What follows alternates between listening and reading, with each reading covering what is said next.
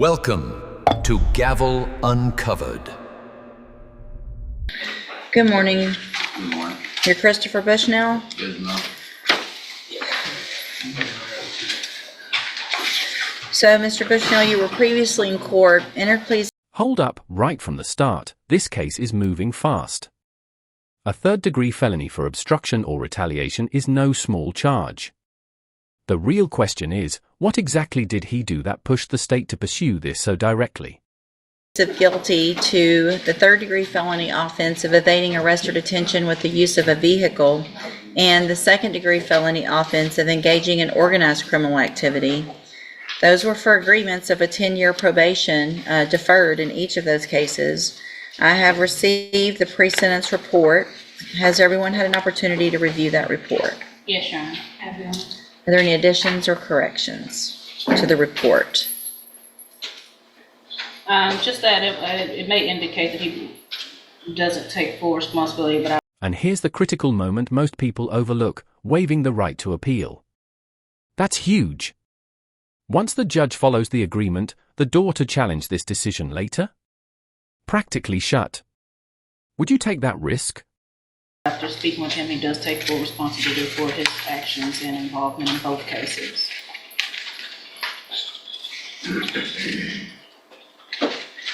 I've also reviewed jail incident reports. Have you both been given a copy of those?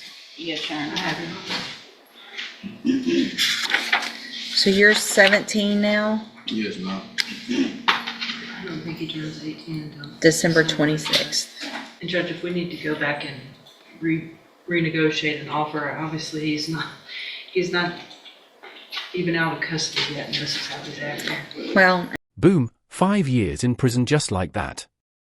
No dramatic pause, no hesitation. This is how plea deals work, efficient, but unforgiving. You trade uncertainty for a guaranteed outcome, but at what cost? and Your Honor, obviously due to his age, I want him to have the opportunity to get his life together, obviously not going into adulthood with felony convictions. I have preached to him the importance of following the rules and not... you can't do it, can you? I can. You cannot. 21 incident reports since January 25th of this year. 21. Fighting, calling officers names, stealing food, instigating fights, being a bully to other people in the dorm. Ridiculous. So if you can't follow rules in the jail, what makes you think you're going to come in here and I'm going to say, sure, go be on probation out in our community? After y'all shotgun, I mean, this is serious. I'm tired of the shootings. I'm tired of people. You could have killed somebody. And because you accidentally didn't kill somebody, you get to get a probation. Not today. If I could send you to ISF, I would consider it. I can't. At this point, I'm going to reject the plea agreements. We will set the cases for a review in about 30 days. Let's see where we are, go over his options, y'all talk. If I can always do, upfront time, but we've got to get to a certain point where that would make sense. And so at this time, I'm just going to reset the cases. Again, I'm rejecting these plea agreements. And let me tell you, you get more of these, it's only going to get worse. I'm going to see them. A jury's probably going to see them a jury will see them if you go to trial.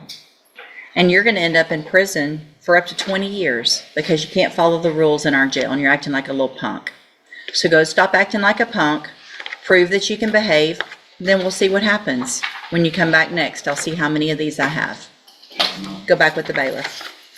Mr. Blunt, you're on probation for an extremely serious offense. I could be sending you to prison today for a very long time for violating your probation.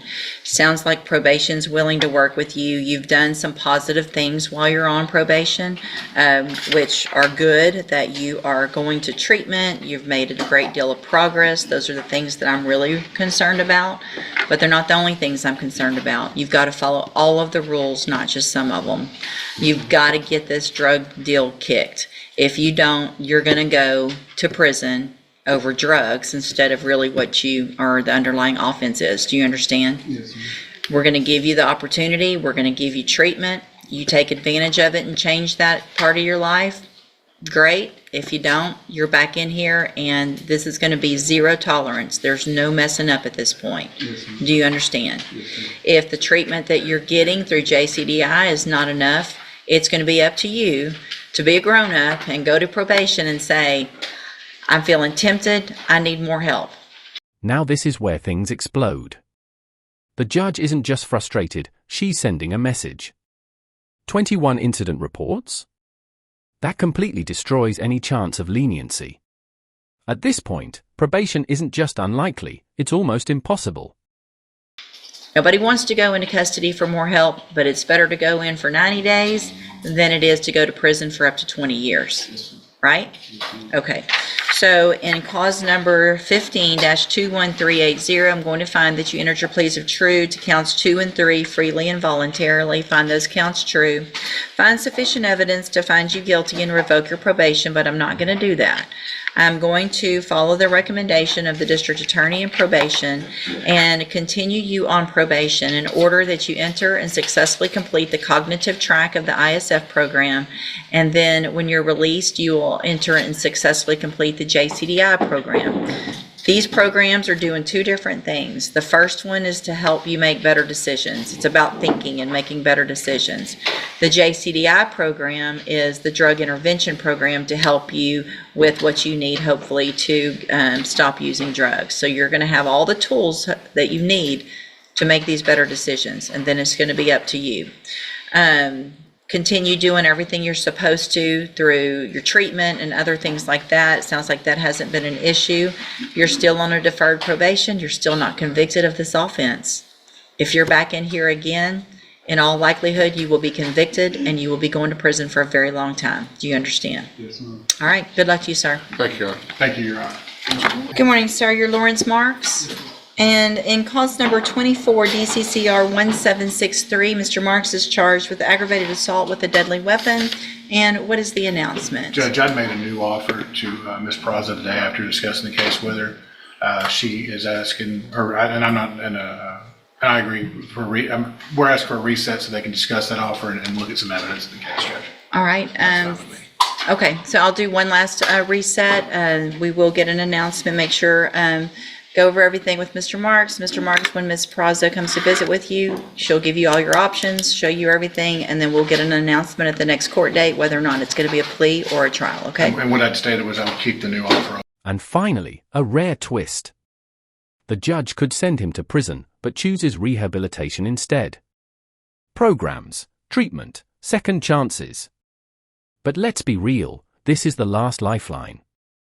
Mess this up, and the next stop is almost certainly prison. Open for one more. Okay, perfect. Perfect. All right, thank you, sir. You can go back with the bailiff. Thank you, Judge.